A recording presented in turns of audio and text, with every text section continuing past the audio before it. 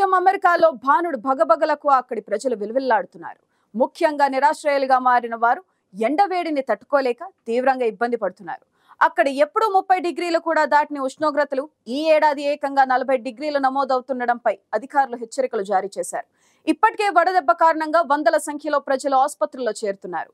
మరికొద్ది రోజుల పాటు అధిక ఉష్ణోగ్రతలు నమోదయ్యే అవకాశం ఉందని, అవసరమైతే తప్ప ప్రజలెవరూ బయటకు రావద్దని అధికారులు హెచ్చరికలు జారీ చేశారు.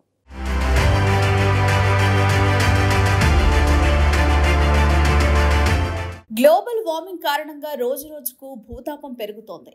గతంలో ఎన్నడూ లేనంతగా ప్రపంచ దేశాలు వేడి తీవ్రతను ఎదుర్కొంటున్నాయి. భానుడి భగభగలతో భారత్, బ్రిటన్, పాక్, అమెరికా సహా అనేక దేశాలు విలవిల్లాడుతున్నాయి. అగ్రరాజ్యం అమెరికాలో సూర్యుడు మండిపోతుండటంతో అక్కడి ప్రజలు తీవ్ర ఇబ్బందులు పడుతున్నారు.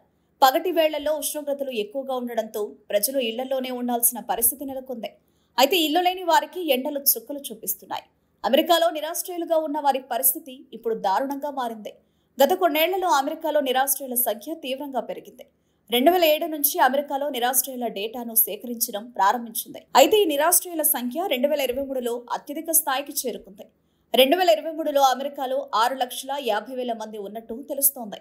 వీరంతా నివాసాలు లేక ఇబ్బందులు పడుతున్నారు. ఇప్పుడు ఈ వేడి వాతావరణం కారణంగా నిరాశ్రయులకు అతిపెద్ద సమస్యగా మారుతోంది. National integrated heat health information system ఇటీవల ఉపశమనం ఉందని, ఆగ్నేయ ప్రాంతంలోని మైదానాల్లో మాత్రం ఉష్ణోగ్రతలు చాలా ఎక్కువగా ఉన్నాయని తెలిపింది. అమెరికాలో ఎన్నడూ లేనంతగా 37 డిగ్రీల ఉష్ణోగ్రతలు నమోదయ్యాయి. దీంతో అక్కడి ప్రజలు తీవ్రమైన వేడిగాలులను ఎదుర్కొంటున్నారు. ఎండ వేడిని తట్టుకోలేక చాలా మంది ఇళ్లలోకి పరుగులు తీస్తుండగా, నిరాశ్రయులైన ప్రజలు వీధుల్లో, పార్కుల్లో నివసిస్తూ వడగాల్పులకు గురవుతున్నారు.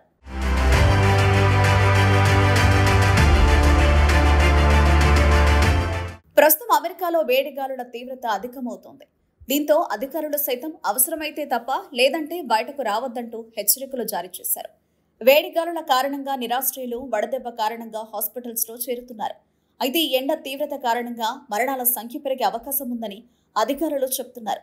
గత ఏడాది 2,302 మంది వడదెబ్బ కారణంగా ప్రాణాలు కోల్పోయారు. అయితే ఈ ఏడాది ఈ సంఖ్య మరింత ఉండొచ్చని భావిస్తున్నారు. ఇక అమెరికాలోని టెక్సాస్లో ఉన్న హోమ్లెస్ నెట్వర్క్ నిరాశ్రయులైన ప్రజలను వేడిగాలుల నుంచి రక్షించేందుకు కృషి చేస్తోంది.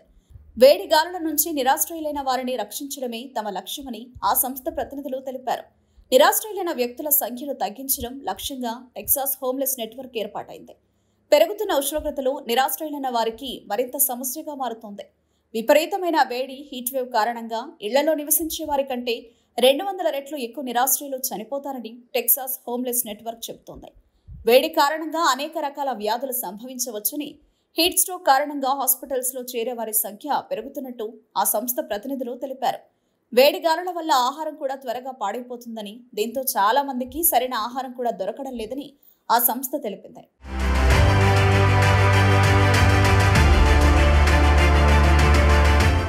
మొన్నటి వరకు మంచు తుఫాన్లతో, భారీ వర్షాలతో తీవ్ర ఇబ్బందులకు గురైన అమెరికన్లు ఒక్కసారిగా పెరిగిన ఉష్ణోగ్రతలతో అల్లాడిపోతున్నారు. కనీసం ఇళ్లలో నుంచి బయటకు వచ్చేందుకు భయపడుతున్నారు. ముఖ్యంగా అమెరికాలోని నైరుతి రాష్ట్రాలను భానుడి ప్రచండ తాపం బెంబేలెత్తిస్తోంది.